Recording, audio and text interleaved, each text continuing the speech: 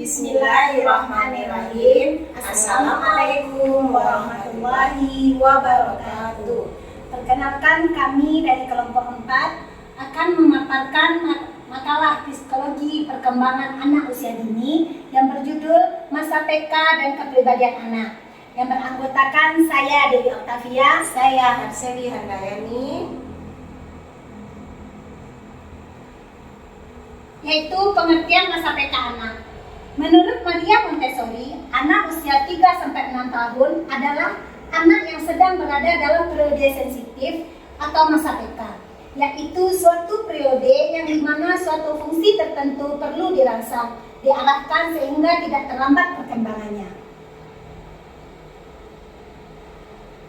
Dan masa-masa PK anak sejak lahir hingga usia 6 tahun diantaranya ada gerakan yaitu masa anak sejak lahir hingga 1 tahun, bahasa sejak lahir hingga usia 6 tahun, benda-benda kecil yang dikenal anak dari usia 1 sampai 4 tahun, keteraturan dari umur 2 sampai 4 tahun, musik dari umur 2 sampai 6 tahun, masalah kita mengajarkan pola training kepada anak dari umur 18 bulan sampai 3 tahun, keramahan dan sopan santun kita yang kita ajarkan kepada anak dari umur 2 sampai 6 tahun, dan juga indera dari umur 2 tahun sampai 6 tahun, dan menulis yang kita ajarkan dari 3 sampai 4 tahun.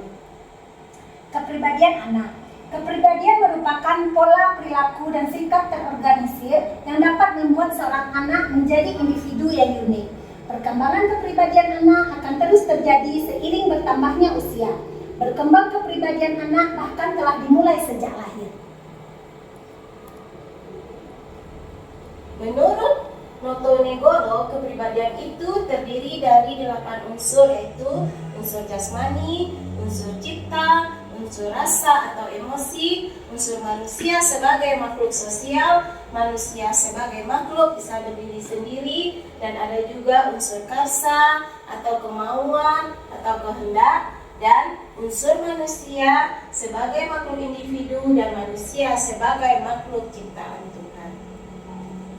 Menurut Montenegro, kekuatan tiap-tiap unsur kepribadian tersebut selalu berubah-ubah setiap saat dan berbeda-beda setiap individu. Karena setiap unsur kepribadian tersebut selalu berubah-ubah kekuatannya, maka kesatuan atau konvergensi dari unsur-unsur tersebut, integritasnya juga selalu berubah-ubah, mengalami dinamika. Selanjutnya yaitu sifat-sifat kepribadian. Kepribadian bersifat kesatuan, keseluruhan yang utuh, juga terdiri dari 8 unsur, yaitu serasi, selaras, bahwa unsur-unsur yang jumlahnya 8 tersebut serasi, senada, atau selaras meskipun kekuatannya berbeda-beda. Seimbang, bahwa kuat lemahnya unsur-unsur tersebut selalu seimbang sesuai dengan keadaan meskipun berbeda-beda, dan ada juga organis, bahwa kesatuan ke-8 unsur tersebut merupakan kesatuan yang hidup sebagai organisme, dan ada juga dinamis, bahwa kesatuan ke-8 unsur itu berubah-ubah menyesuaikan diri dengan kondisi dan situasi. Periodisasi perkembangan kepribadian anak dilakukan dengan 6 dasar tahunan atau set atau irama. Tokoh Konfusius Yunani. 1-6 tahun masa kanak-kanak, 6-12 tahun adalah masa sekolah, 12-18 tahun adalah masa remaja, 18-24 tahun adalah masa dewasa.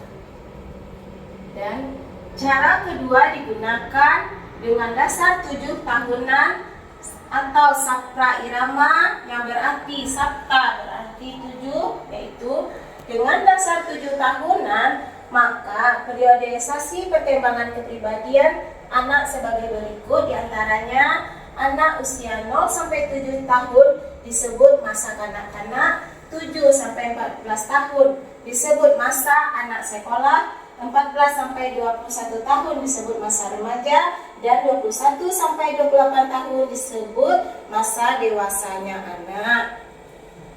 Dalam tiap-tiap periode atau fase, perkembangan kepribadian anak mempunyai sifat atau karakter yang berbeda-beda. Pendidikan harus menyesuaikan diri dengan karakteristik anak saat fase tersebut. Dalam perkembangan kepribadian anak akan muncul masa PK. Masa PK itu hanya akan muncul satu kali seumur hidup. Saat muncul masa PK harus diberikan pendidikan yang cocok dengan masa PK. Jangan masa PK itu hilang sia-sia.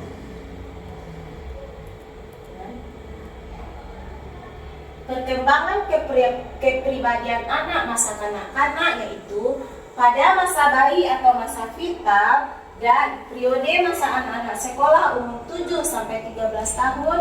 Dalam periode ini disebut masa anak sekolah karena dalam umur ini anak masuk untuk masa untuk sekolah dan ada juga alat-alat pendidikan yang cocok untuk periode sekolah dasar yaitu diantaranya ada dresur, kebiasaan, teladan, ganjaran atau hadiah, dan ada juga termasuk di dalam itu larangan dan juga ada berupa hukuman dan siasat serta ada selanjutnya permainan.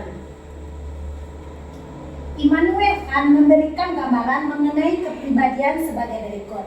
Pertama, tipe sanguin, yang kedua tipe pragmatis, yang ketiga tipe melankolik, yang keempat tipe kolerik, dan tipe asertif. Sekian Dan terima kasih. Kami dari kelompok 4 mohon maaf apabila ada kekurangan. Wabillahi taufiq wal hidayah. Assalamualaikum warahmatullahi wabarakatuh.